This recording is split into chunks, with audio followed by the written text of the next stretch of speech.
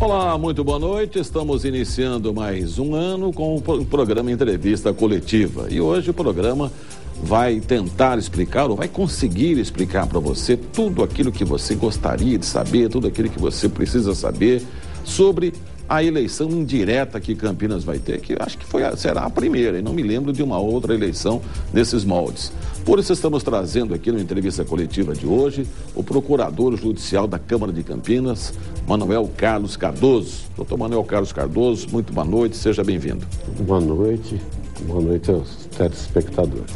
Zezé de Lima, muito boa noite também para você. Estamos aqui com o Manuel Carlos, o Maneco, né? Sou o Maneco nosso. Manuel, boa noite, doutor Manuel.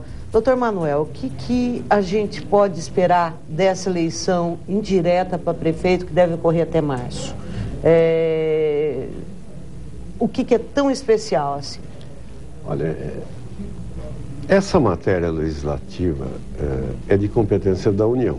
Toda a matéria eleitoral é de competência da União. Então, essas eleições indiretas, elas não trazem nenhuma novidade. É aplicada a lei eleitoral atual, na sua forma geral.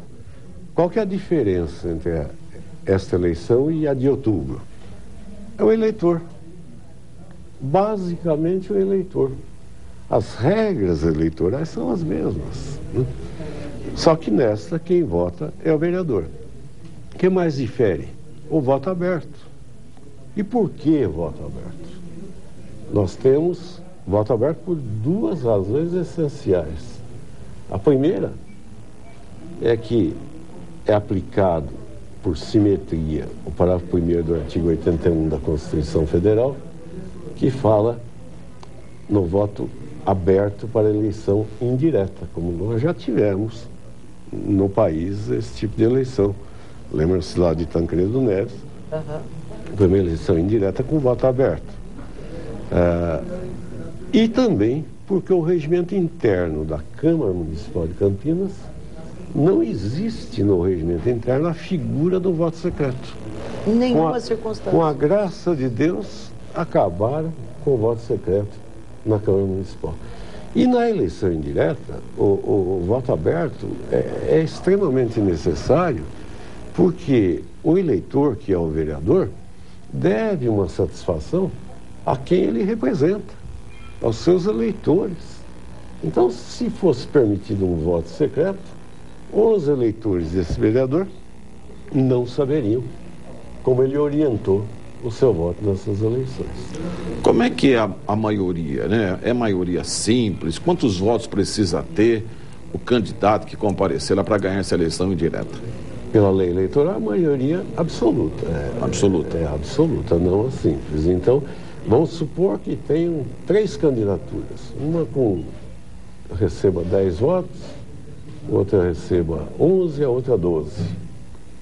Haverá uma segunda votação entre os dois mais votados na primeira, para que se atinja a maioria absoluta. Tá. Tem que ter 17 votos. Tem que ter 17 votos.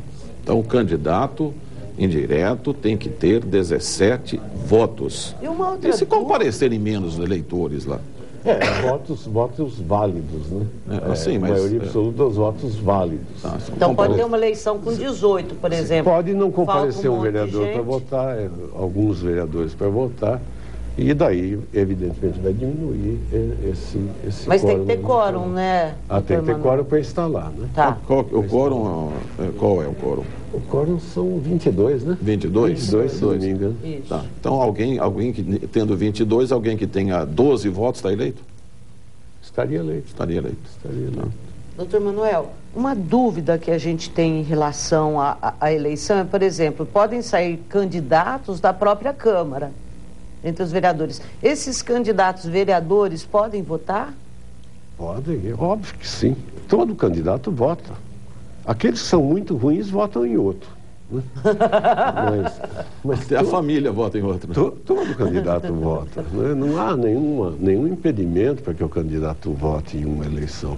O que há aí, dentre esses vereadores, é que muitos deles trocaram de partido. E hoje eu li lá na coluna do Alessio, lá no Correio Popular, que o Dário disse que, independentemente dele ser um candidato em potencial, que essa proibição de candidatos com menos de 1 ano de filiação partidária poderia ser vista como um cerceamento. Essa foi a declaração dele. Realmente é um cerceamento, não é que pode ser visto. Só que não é um cerceamento que será imposto pela regra eleitoral da Câmara. É um cerceamento da lei dos partidos políticos, né?